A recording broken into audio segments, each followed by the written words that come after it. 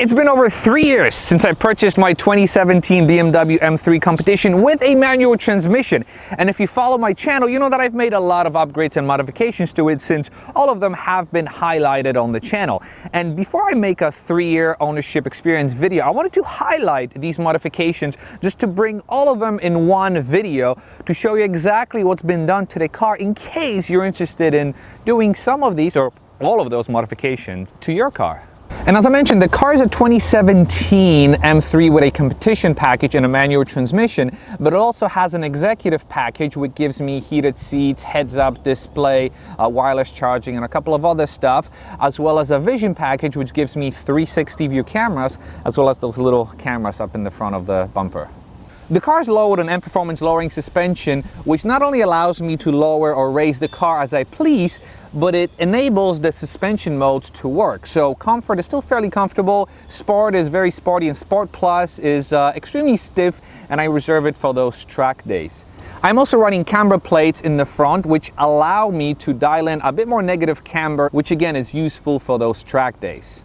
And the car is sitting on these beautiful 20-inch forged wheels, 9.5-inch wide in the front and 10.5-inch wide in the back, to 95/30 in the back, to 75/30 in the front. And I've got to say, not only do I love the way these wheels look, but they're very easy to clean compared to the 20-inch 666 wheels that this car came with, and they're a lot lighter. Since the car has xenon headlights, the original housing was silver and chrome, so I had it blacked out by a company. What I also did was I vinyl stripped this little piece between the grills, which in my mind ties the whole front really nicely. And speaking of the front, I am running this lightweight version 2 front lip, which is extremely durable, and I've got to say, I can really abuse the car. This thing scrapes all the time, but it's not even close to breaking. Yes, it's got scrapes underneath, but in my mind, it's the best front lip money could buy. And as we continue down the side of the car, I've got these OEM M Performance M4 side skirts fitted. They just required minor modifications to fit the F80 platform, but it sort of ties in the side of the car with the front and also with the back. Speaking of the back, I've got these custom-made side blades which sort of match the M Performance blades, just giving the whole side of the car a very uniform look. And as we flow through the back, I've got my OEM gloss black diffuser. Yes, I sourced it from a black M3 or an M4, and in my mind it ties the whole back in very nicely, giving it a very classy look. And speaking of classy, I've got these OEM Shadowline taillights that are slightly darker than your regular standard taillights, which again ties the whole back end of the car with that dark theme very, very well. And last but not least, I've got this beautiful OEM M Performance lip that has been custom painted by Keys Motorsport to give it a nice exposed carbon fiber lip, with the rest of the lip being painted Yas Marina to match the car. The original Yas Marina roof has been wrapped in gloss black because this is a sunroofed vehicle, but it ties in very well with the black accents of the car. I also tinted it, so I've got 35% on the side and 15% in the back window. Then on the side and in the back, I am running color matched side reflectors. And last but not least, I'm also running my famous Tommy L Garage mud flaps, which help me protect the side of the car from getting sandblasted. Beautiful engine bay, right? I stare at it all the time. Now, the biggest modification done to the engine is something that you don't see, and that is the upgraded crank hub. As you know, S55 engines are prone to this part to fail, so in my case, I decided to upgrade it, which gives me the peace of mind, and I can technically push the car up to 1,000 horsepower and know that the engine will take it. Other than that, I've got these Arma carbon fiber intakes, which obviously give me a lot of added blink to the engine bay, but also add these scoops that are sitting behind the front grille for added cold air feed. I also upgraded the charge cooler with this Mishimoto one. I upgraded the charge pipes as well as the J pipe that sits under the cooler. That's really it in the engine bay. What you don't see is the active AutoWorks single mid pipe, which gives the car a very distinct deep tone and eliminates the rasp.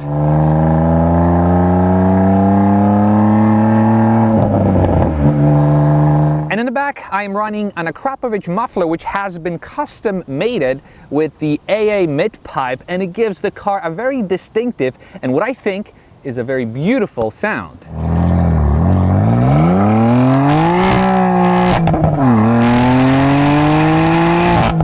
And last but not least, I'm also running boot mode stage 1 tune, which gives the car maybe 50, 60 extra horsepower, but it's more than enough for me.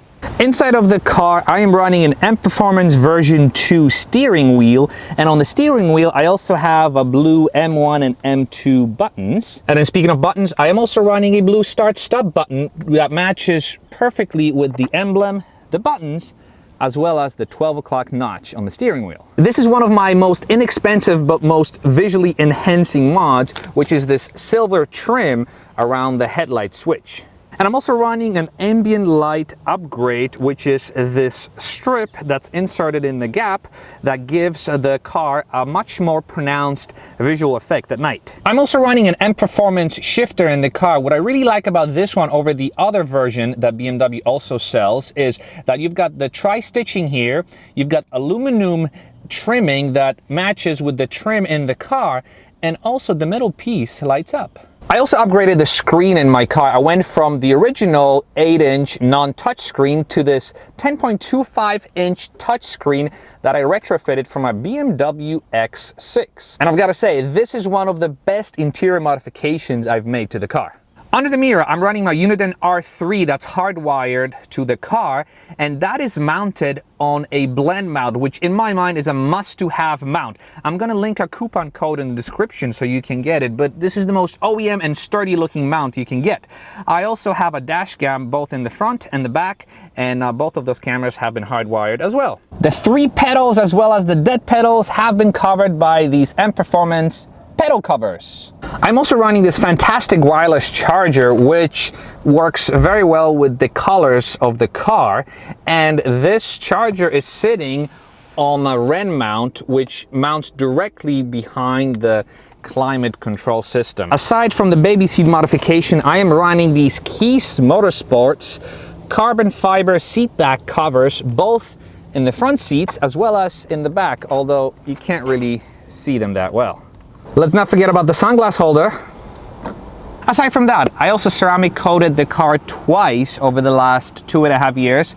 I also coated the car so you don't get any of these annoying chimes and bings and bongs and whatnot. I stay on top of the maintenance, so the transmission, rear diff, brake fluids have all been replaced. I change my oil every 5,000 miles, so I really stay on top of these things. And that's really it. Those are all the modifications that I've done to the car over the last 3 years. And I've got to say, at this point, I am ready to stop.